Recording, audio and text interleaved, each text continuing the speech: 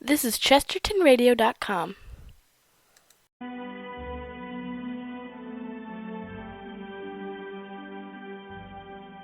The story of St. John Capistrano, conversion in prison.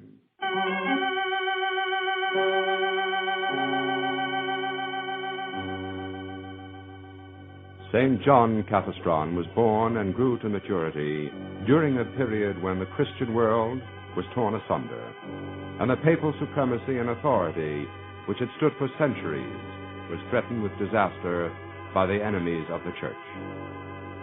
Capestrano, who in 1409 had received his license from the University of Perugia to practice law, was fired with ambition to make a career of government service.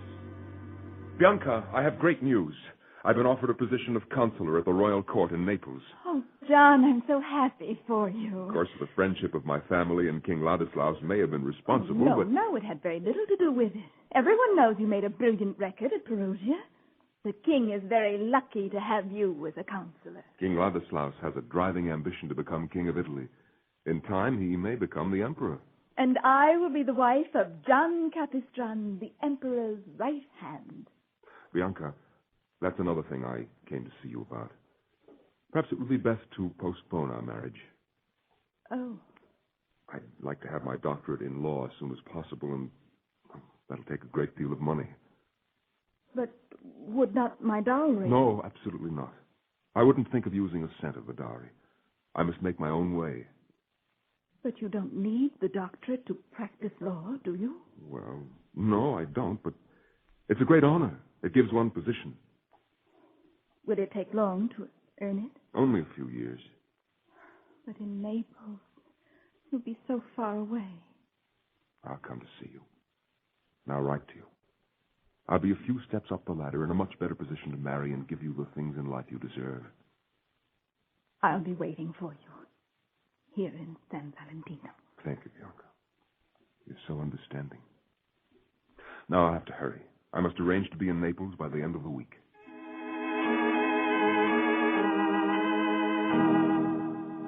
The sessions of the royal court soon introduced John Capistrano into delicate and confidential political secrets. But blinded by admiration for his king and his ambition to attain power and wealth, he would not or could not see that he was being used as a tool by Ladislaus. Sire, in your case against Count Arthur and his son Ercole, I have made a thorough investigation. And what are the conclusions? The father undoubtedly is guilty of high treason. And the son? Sire, there is no evidence that will stand in law that the boy was connected with the plot against you. That's too bad. I'd hoped the young count would be found guilty along with his father. The boy should be released at once. How can you be so sure the boy was not mixed up in the plot when the father is so treacherous? Arthur took special precautions not to let his son know what he was doing. But when we execute the father, the boy may at some future day try to revenge his death. The law can't condemn a boy for some act which might take place in the future. In other words, I have to wait till he pulls a dagger on me before I can do anything. Until there is an actual threat against your welfare or an overt act, there can be no legal case against the boy. Nevertheless, I would like to frighten Ercole so soundly that he'll never try to follow his father's steps. How do you propose to do that? The court will condemn them both to death. What? The father will be executed, but then the son will be told that he is innocent and released. No, I don't like it, sire. Come, Capestrano, no harm will be done. The boy will rejoice that his life has been spared, and the sight of his father executed will teach him a lesson. I would rather not see the court of law use... It is my wish. Well, then, of course, I will do as you say.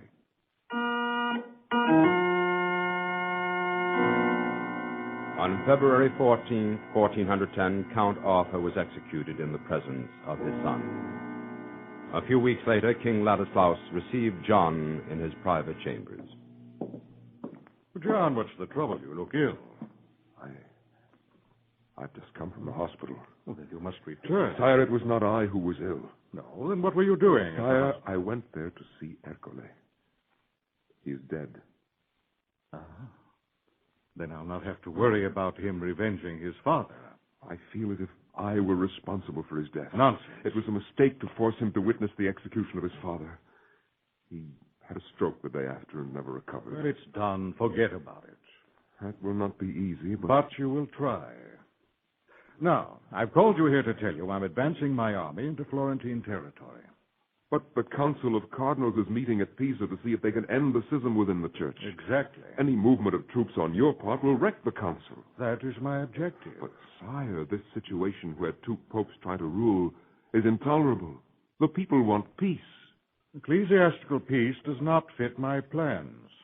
You prefer this situation? Why do you think I occupied Rome and the Papal States last year? I assumed it was because of an expected attack by the French. Ah, yes. They called me protector of the Pope, defender of Rome. Well, I can tell you now the French were in no position to attack. I myself spread the rumor that they were threatening. I begin to see, sire. Good. With the church weakened by internal strife, the time is ripe to strip her of her possessions. Yes. There is no reason why the church should control the Papal States. Already people refer to me as the King of Rome. The next step is to become King of Italy. And then, Emperor. I understand. And approve. I approve. Good. There'll be innumerable legal complications arising, and I want it to appear that I am always on the right side of the law. After this Florentine adventure, we will talk again. There'll be a promotion for you.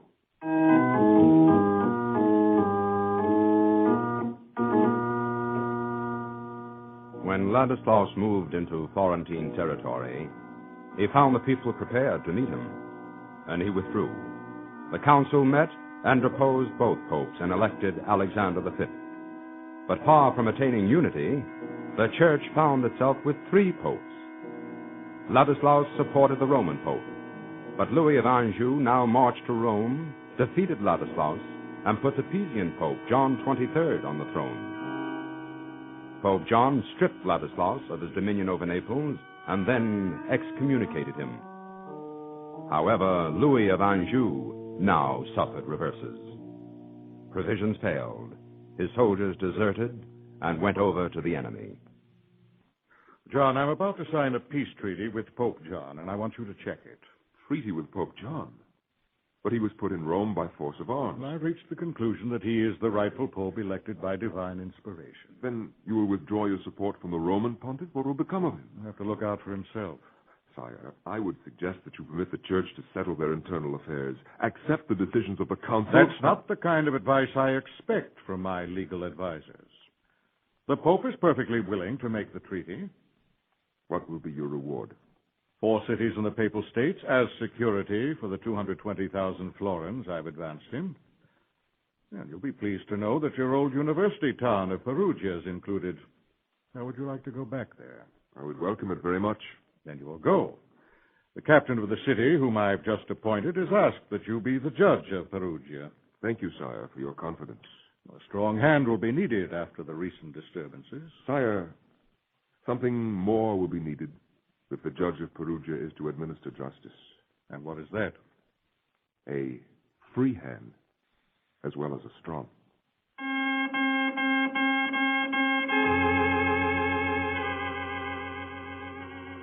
The people of Perugia liked the new judge.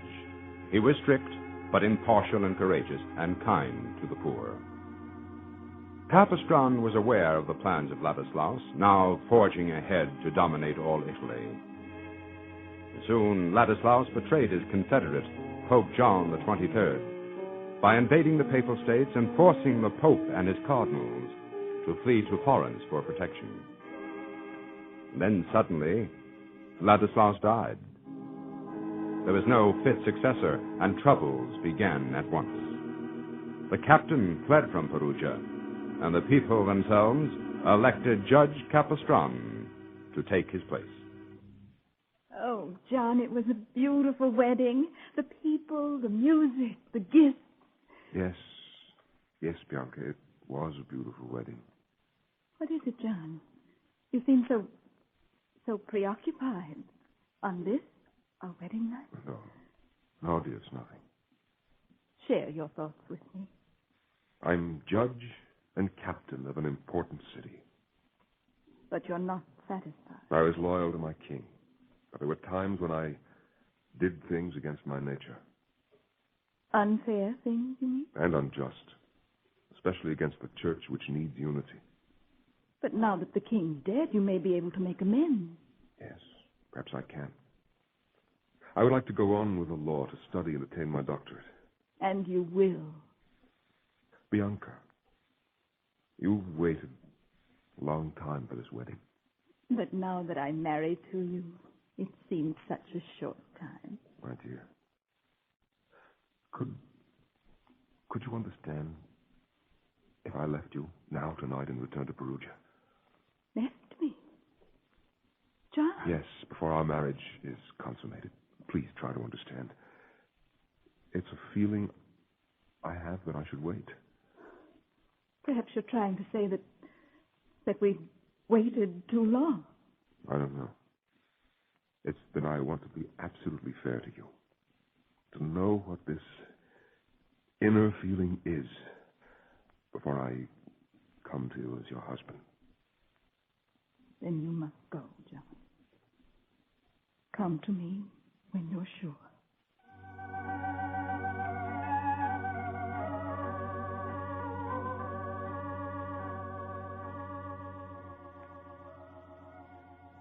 It was now 1415, and Judge Capestrano was 30 years old.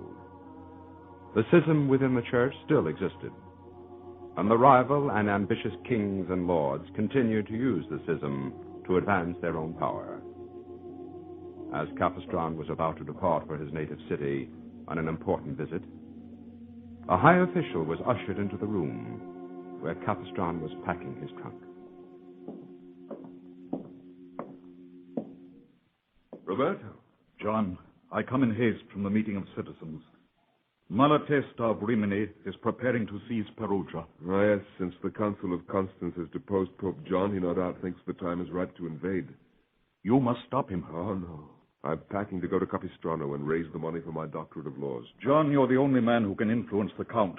The freedom of our city is at stake. Roberto, do you realize how long I've waited? The high respect you enjoy with the citizens will vanish if you leave them.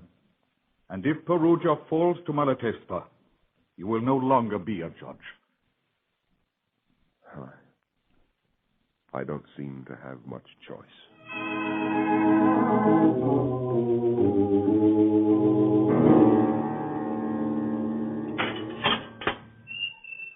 In with you. I demand an explanation. I'm Judge Capistrano of Perugia. I was on my way to Count Malatesta when ruffians seized me. Oh, so you're a judge. Since you're so important, my lord will get a good price for your ransom. Who is your lord? Inside. You're at Brufa. That's all you need to know. Will you tell your master who I am? Tell him it's urgent that I see Count Malatesta before he invades. Oh, I'll tell him gladly. But since my master was exiled from your city, I doubt whether he'll be interested in its fate.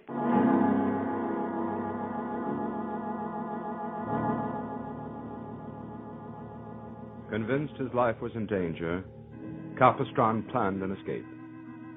He tore his bed linen and cloak into strips and lowered himself from a window. When he was about halfway down, he fell to the ground and suffered a broken hip. Next morning, he was found, taken back to prison and put in a dungeon, knee-deep in water and fastened with an iron chain around his waist. Yeah, I see you escape now. Oh, send the doctor. I'm in terrible pain. My hip. Whose fault is that? No, don't leave me like this. I'll die.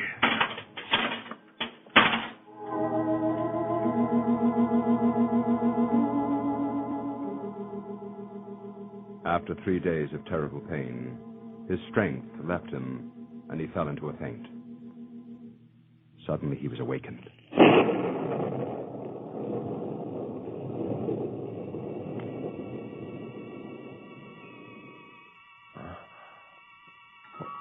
What is it? The light. I must be free. You. Who are you?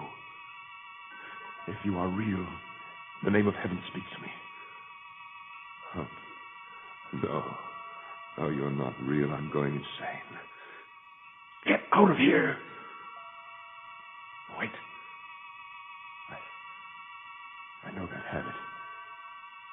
You're a Franciscan. You've come to torment me. What do you want of me? Speak. Say something. Don't stand like an ox. Speak. Jailer. Jailer! Yeah, what's this noise? Can't I get a rest? What do you want? Who's been here? Then it was real. I saw a Franciscan friar. Your hair. He cut your hair. It has been cut. Shaved. Like a Franciscan. Oh, but it's impossible. No one could come here without my knowledge. I saw him as plainly as I see you. What'd he say? Nothing. It's a miracle. I must report it to my lord. You must tell him what you saw. Say, you're not a Franciscan in disguise. I tell you, I'm Judge Capestrano. Do I look like a begging friar? You do now. All you need is to wear the habit.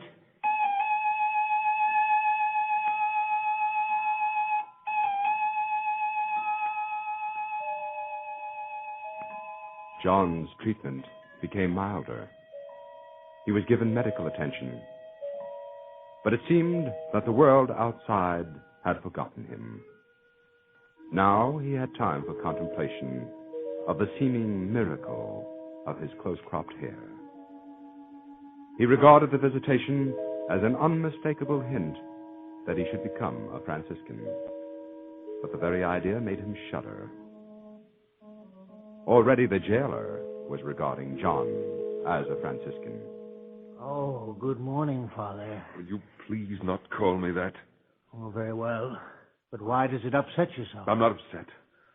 I'm in constant pain. The days go by and I hear nothing about my ransom. The idea that I become a friar is too fantastic even to think about. I'm about to become a doctor of laws. I've no religious leaning, never have had. Then you will go back when you're released and take up where you left off? Yes. Well, why do you shake your head? You've changed greatly since coming here, especially since the vision. It worries you far more than you pretend. I'm sure it was but my imagination brought on by suffering. Then how do you account for the cropped head? I don't account for it. I don't know. Now leave me. I don't want to talk about it. All right, I'm going. I'm not supposed to do it, but if you wish to write a letter to your wife, I'll smuggle it out. I'm not married. I mean... Well, never mind, but thank you, jailer.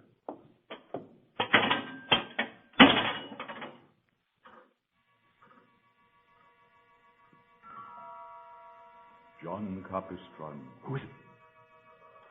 Oh, it's you again. What do you want of me? Why are you so obstinate? You must know what you wish is impossible. I've sinned many times. To this day, I've never been to Holy Communion. God knows these things. All my life, I served my king, even when he was trying to destroy the authority of the church. That was to prepare you to serve God now. How? I'm prepared to do anything God demands of me. Leave everything and follow our Lord in the habit I wear.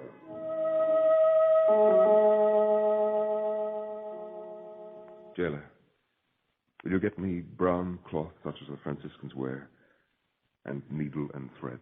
What are you going to do? Turn tailor? I wish to make a Franciscan habit to wear. Oh, your man has come again. Yes. I'm to become a Franciscan. Get the cloth. I will pay you when I'm released. I will do it. And when I've made the habit, go to the monastery and ask one of the friars if he will visit a man in prison.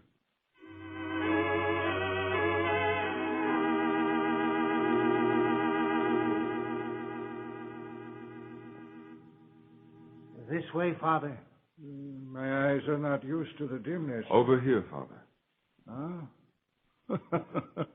To what order does this habit belong? It's Franciscan. I made it myself. Why? You have no right to the habit? I must join your order. You, Judge Capistrano, wish to become a Franciscan? As quickly as possible. Well, forgive me, but I find it hard to believe that one in your position... Father, when I entered this prison, becoming a friar was the thing furthest from my thoughts. I understand. You've been here long and you have suffered, and now... Father, I am not a disappointed man, seeking a refuge from the world in the church. I must become a Franciscan to serve God. I notice you say must become. Yes. I received a summons from one of your order. What kind of a summons? On July 22nd, the Feast of Mary Magdalene, here in this cell, a member of your order appeared and directed me to join. I see. Then you cropped your hair and became as you are now. No. The first time the friar visited me, he said nothing. I reached out to touch him, but he vanished. When I felt my hair, it was cropped as you see it now. I can swear to it, Father. No one entered his cell. He had nothing with which to cut his hair. Signore, the life of a Franciscan is hard. You must give up all possessions, all ties with the world. You will have... I am not concerned with what I must give up. I tell you, I have no choice in the matter. I am but obeying the will of God. I tell you, when this vision first appeared, I beat my hands against the wall until they were covered with blood. I cried out, no, no, I'll never become a friar. It was no use. In the end, I surrendered. And now I tell you, in all humility, I must become a Franciscan. Signore, I am inclined to believe you. But there is only one thing that causes me to question it. What is that? You are married, and therefore could not enter the order. Yes, I am legally married. However, that marriage was never consummated. I left my bride on our wedding night. I could give no reason, but now I know that even then, something was directing my life toward this moment. Well, according to church law, marriage contracted but not consummated can be dissolved by one partner alone, on condition of entrance into a religious order. I've but little knowledge of church law. Certainly that was not in my mind when I left my bride. And yet, the most serious obstacle to entrance into the order has been met. Then you'll make the necessary arrangements. Yes. Jailer, tell the Count that if he will release the prisoner, I will remain in his cell as a hostage until his ransom is paid.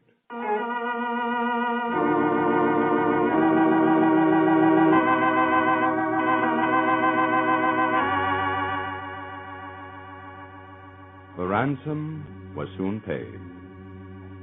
Capestrano, accompanied by his spiritual advisor, hurried to Perugia and was welcomed by his friends. Then he hurried to Capestrano to tell his wife of his unalterable resolution to become a Franciscan. His young wife made no objection, but announced that she would follow his example and remain a virgin. He then disposed of his property. Then came the public farewell. According to the custom of the time, he mounted backwards on a donkey, put on a fool's cap covered with the crimes with which he considered himself guilty, and rode out of town. His friends were ashamed. The urchins stoned him, and many in the crowd shouted he was a fool.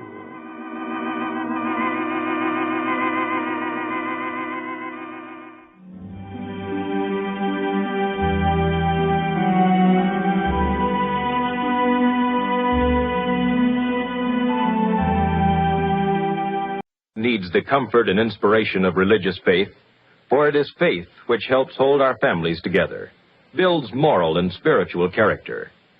And today, perhaps more than ever before, there's a need to turn to a way of life based on the enduring principles of religion. There are a great many programs of religious nature on NBC Radio, which you'll enjoy hearing this Sunday. Among them, The Art of Living, the National Radio Pulpit, Eternal Light, the Lutheran Hour, the Catholic Hour, and the Hour of Decision conducted by Billy Graham. These are but a few of the broadcasts that will bring you inspiration and comfort not only this Sunday, but on the Sundays to come. Of course, the Easter message will be the highlight event this week. We know you'll enjoy hearing them as a supplement to your visit to the church of your choice. And when you do go to church this Sunday, take the whole family with you.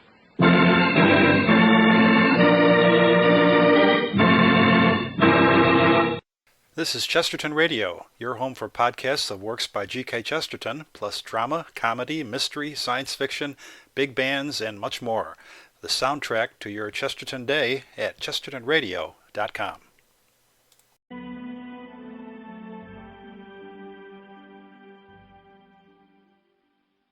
Part 2 of the story of St. John Capistrano, the Battle of Belgrade.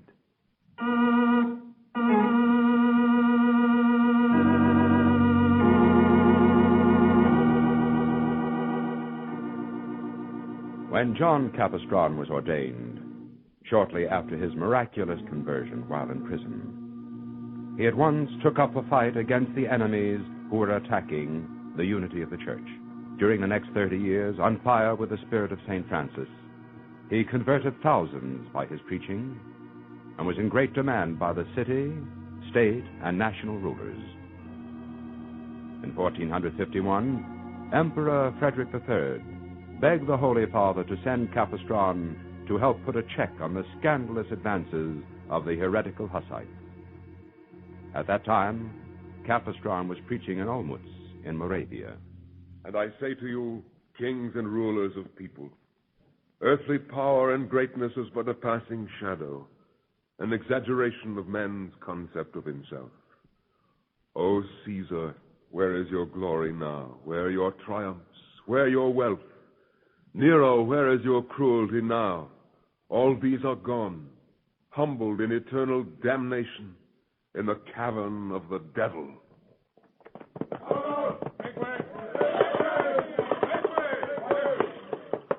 Who are you to interrupt my sermon? Your pardon, Father, but I bring urgent news from Cardinal Silvio.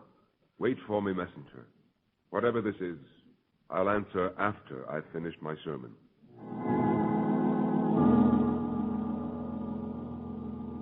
John read the message. For an instant, his knees buckled, and he grabbed the altar for support. But he recovered and resumed his sermon. Now, someone raised the question of fasting. Does a sick man who eats break the fast? No, not if he eats the whole cow. I fear that a great many people concern themselves unnecessarily about fasting in this way. The day before, they say, tomorrow's a fast day. Let's have an extra good meal today. Next day, they say, today's a fast day. Let's have a big dinner. And the day after, they say, yesterday was a fast day. Let's eat early today. People of Olmutz, prepare yourselves for terrible news. A message has just reached me. On May 29th, the Turks captured Constantinople. Take up the cross. The Turks must be driven out.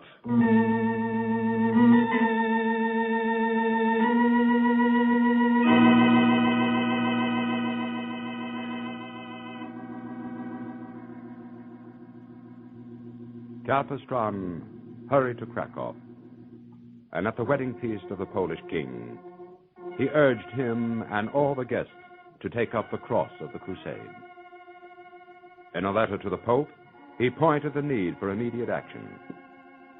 Nicholas V issued a bull against the Turks, calling on the Christian powers to keep peace among themselves. But Europe was lulled into a sense of dubious security. What's been done, Your Eminence? Very little. But the Pope's bull against the Turks. It brought some peace in the Italian states where Milan, Genoa, Venice, and Naples were lacerating each other like dogs. Good. Now that these Christians have stopped devouring each other, they can give all their energies against the Turks. It did not turn out that way, John. The Turks made no further move after taking Constantinople. The first scare soon evaporated. Oh, what fools we are. They're not wrested Constantinople. The Turks have but one goal, to make a circle of their crescent. Yesterday it was a foothold in Europe. Tomorrow it may be Serbia that falls, the next day Hungary.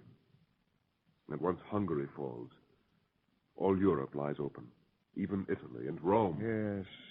We who are nearer to the danger know these things. But Italy's on vacation, enjoying her peace of the moment. and is loath to rearm. Must they wait until the Turks stable their horses in the Vatican? I'm afraid so, John. Even Hungary wants peace.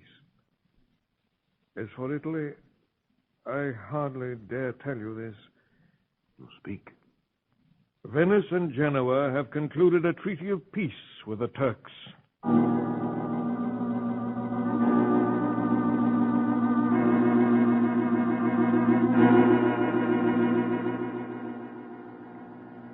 These words stung Capestrano to furious activity. He sent the papal bull to the Bohemian king, but the king was preparing for war against Saxony. In vain, Capestrano urged them not to sacrifice matters of faith to secular aims. He appealed to Emperor Frederick III, who did issue a call for a general assembly. It was a failure. On all sides, Capestrano was told the enthusiasm for crusades was dead. He was nearing 70 and he was tired. But informed that there was a diet called for September at Frankfurt, he determined to attend. I have a way of stopping the Turks. Poland can easily bring up an army of 200,000 men. You're wrong. Poland can't raise half that number of trained soldiers. All right, Count. If you'd only let me finish. Say Poland can raise only 100,000 men. That'll still be enough. To stop the Turks? If we go to the Tartars, who are the arch enemies of the Turks, and get them to fight. After the infidel dogs have torn each other apart, Poland, with a fresh 100,000 men, will fall on the weary Turks and annihilate them. A most excellent plan. Congratulations, Prince. Thank you, Count. Then you think it will work? Oh, yes. Provided you can hoodwink the Tartars into doing our fighting for us. They'll fight. They hate the Turks. Almost as much as they do the Christians. My dear Count, though the Tartars be heathen, it does not follow they are fools. What do you mean? They have the identical plan of letting the Turk and Christian fight to exhaustion, and then falling on the weaker party. Yes. Well, we should consider at least the plan. Thank you, Cardinal. To make the plan feasible, the Pope must arrange peace between Poland and Prussia, and should advance the money to Poland with which to buy the services of the Tartars. I seriously doubt if the papal treasury is prepared for that kind of expenditure. The Prince knows perfectly well that peace with Prussia is not favorable to the Poles. Patriotic enthusiasm is demanding the annexation of Prussia. The Pope is not interested. He sits in Rome and issues a call for a crusade.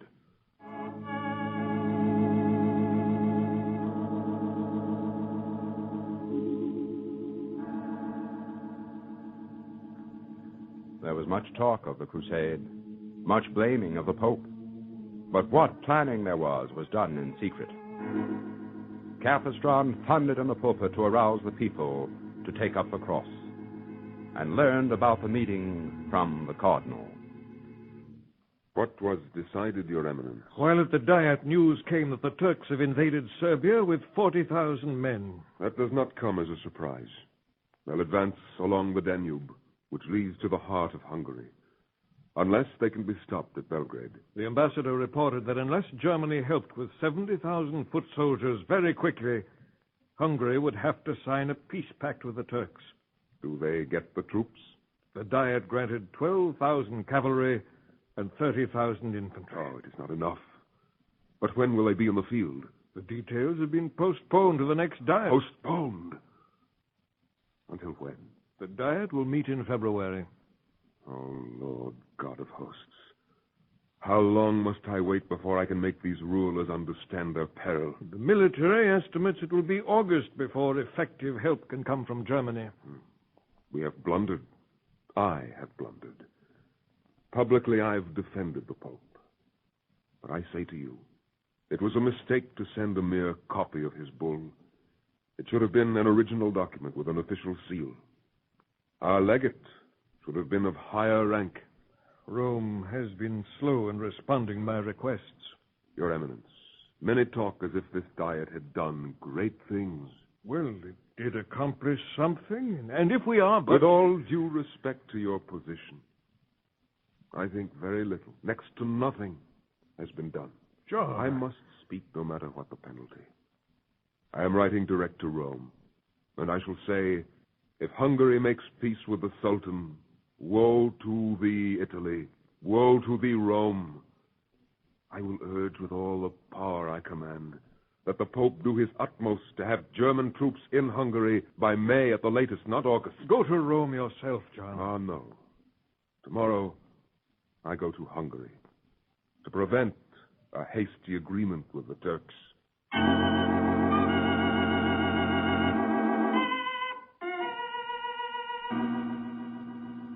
Meanwhile, in Rome, Pope Nicholas was seriously ill, and important affairs were at a standstill.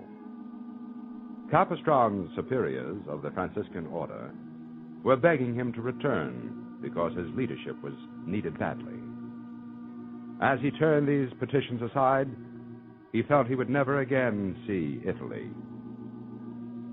He wrote that the order should send 2 brothers from his homeland for the purpose of closing his eyes at his death, and to bring his books and documents back to Capestrano. Reports from Hungary were serious. They were answered by another diet which failed. The Hungarians were told that order and reforms from the emperor must come ahead of any crusade. The diet was dispersed with a warning to be ready for war. Again came the call from John's order. John, the Vicar General has written to you? Yes. He commands me to come back. They intend to elect you the next Father General of your order. I will not go back. It's a command from your superior. You must obey. Your Eminence, you know how much I love my religious family. But I cannot afford to endanger a 30-year struggle for the reform now. And what about your vow of obedience to your superior? My superior has overlooked one important fact. What is that? As General Inquisitor, I am exempt from the commands of a superior. I will not return to Italy unless I am ordered to do so by the Pope. I'm glad you've reached this decision. You will be needed at Rab. Another conference filled with chatter but no action. This one may be different. The Turks press on, and the concern is now intense. I shall attend.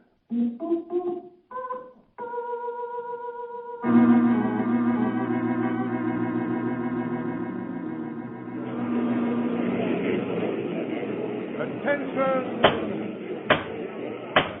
Attention, please! The courier has just brought this message. The date is June 1st. Today, Novgorod, the chief mining center of Serbia, fell to the Sultan. All the noble men of the city were executed. 320 young men were forced to become slave soldiers. 700 women were handed over to the soldiers. I pledge 7,000 men at my own cost. I promise an equal number. That's 14,000. Let King Ladislaus furnish 20,000. The Pope and Duke of Burgundy an equal number. The Italian princes 10,000 each. Guarantee pay for 3 months in advance, and I can drive the Turks out of Europe, carry the war into Asia, perhaps even regain the Holy Land. I shall at once put your splendid plan before the Pope. Urge him to send a cardinal legate with finances who shall head the crusade. What of England and of France? Will they join us? How can we expect these distant powers to help if lands immediately threatened refuse to grasp the seriousness of the situation? At Budapest, the Hungarians deliberate but make no military preparations and say no attack is expected this year. Father, the people must be aroused to their danger. Come with me to Transylvania and preach the crusade. Most willingly, Hunyadi.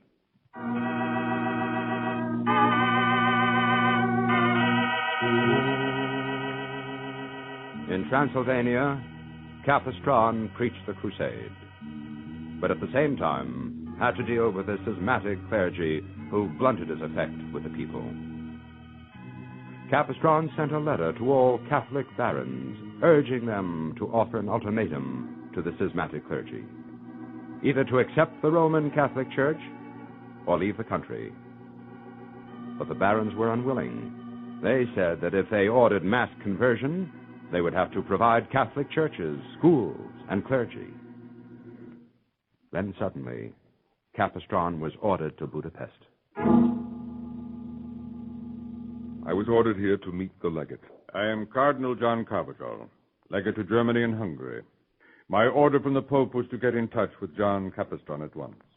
I place myself at your disposal. Rather, I am at your disposal. I have come in answer to the request that a papal legate march at the head of the crusade. Your arrival is indeed timely. With you and Hunyadi in the lead, we can bring together the quantities of food that are as urgently needed as warriors. I bring you this papal brief. It may be late, but it gives you full authority of a crusade preacher. I have done little else since my arrival. That is not all. Here is a special crucifix, blessed for you by the Pope. I will defend it with my blood. What do you think should be done first? The Diet meets in a few days. The king and the emperor must settle their feud so that Hunyadi, the ablest general here, be put in command of the army. And next? We must make sure the Diet votes the money and the men.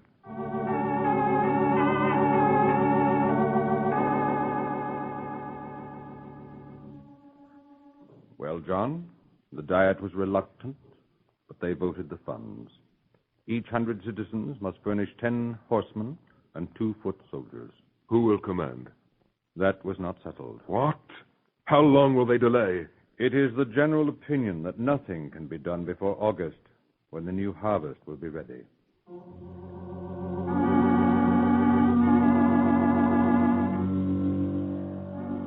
But the next day brought the terrible news. Mohammed II was on the march with a vast army toward the southern border of Hungary. Rival barons put aside their quarrels. Hunyadi was made commander-in-chief, and appeals for help were sent in all directions. The crusade preachers were everywhere, inspiring the people to take up the cross. Thousands pledged themselves. Then came a stinging message from Belgrade. Father, this just came from Shilagius, commander of Belgrade. Stop preaching and bring at once as many men as you have. How many do we have? I personally put the cross on 27,000 soldiers. These men are untrained. I can't use them. The Turks have arrived a month before we thought. There is no time to train the men. Capestrano will lead every man who will follow him to the border. Very well, I'll take what troops I have and take my position at Kiev to prevent the Turkish fleet from entering the Danube. If they can blockade the city from riverside, Belgrade is doomed. We are to send the Crusaders to Kiev? Yes. Have them there before the Turks reach the Danube. We'll entreat the Pope to send a fleet against Constantinople. And with no loss of time. I add this line to a letter already written. The danger is such that delay of one day, nay, even of a few hours, may lead to a catastrophe over which Christianity would weep forever.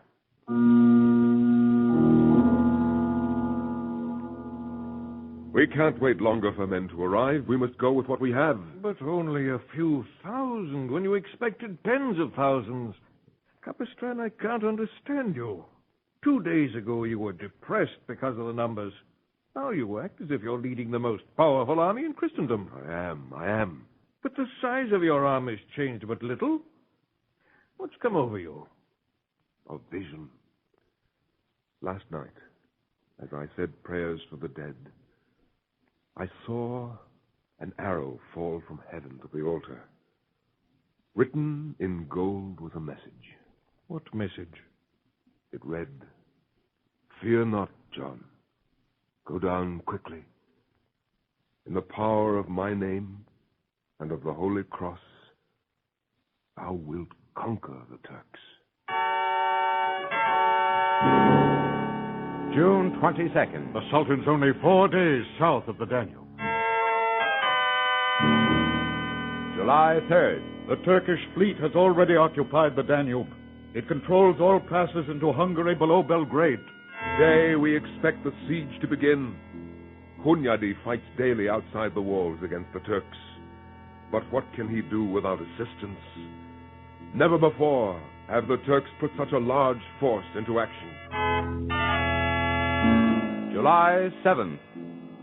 The Turkish army is encamped around the city. Their siege guns are in position. Their fleet moves in to blockade us from the riverside. Tell the kings and princes to bestir themselves. If kings, barons, princes, yes, and prelates do not wish to be visited by the Turks, let them come here. If they wish to keep their possessions, here is the place to fight before the Turks become masters on land as they are now on water. Give your blood now, lest your children shed tears forevermore. Father, the situation is impossible. Belgrade can't be defended. But the Crusaders are assembling. Reinforcements will soon arrive. Fully armed, untrained. I can't do a thing with these people. Belgrade must not fall. I'll not order a man to leave. The legate's in agreement with me. We're not to risk battle with these volunteers alone. He says to wait until the Feast of the Assumption. Then he expects to come himself with a well-equipped army. A month. Can the city hold out for a... What's that? The answer to your question, John. The Turks are catapulting huge stones against the city. John, the Turks have offered an agreement. What kind of an agreement? Free passage through Hungary, and they will not harm us. Never. I want a free road to Italy. Many in Hungary favor a settlement. You and I are old friends. I go back to Belgrade. From it, I'll not budge. Victory lay in God's hands, and God is with us. You know I can't leave you there. And we attack. The Turkish ships are stretched across the river. We've got about 200 small vessels. We'll sail down the river to the island of Semmen. Debark part of my force to attack by land. The rest of the men will march along the bank and attack the rear. Come. There's no time to lose.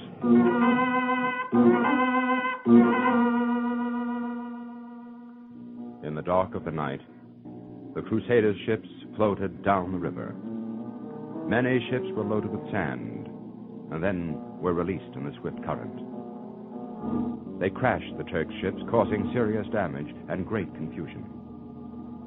With what few well-trained troops he had, Hunyadi attacked from the rear.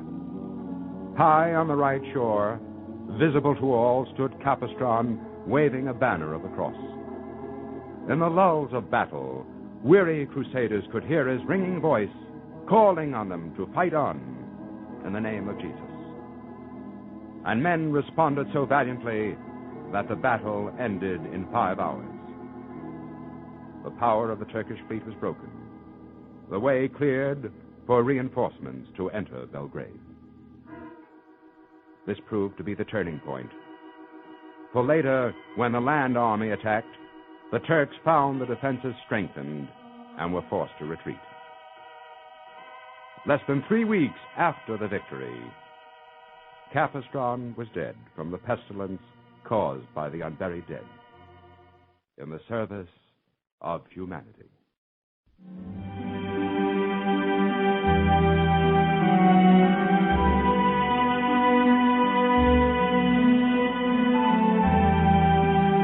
This is Chesterton Radio, the true, good, and beautiful at chestertonradio.com.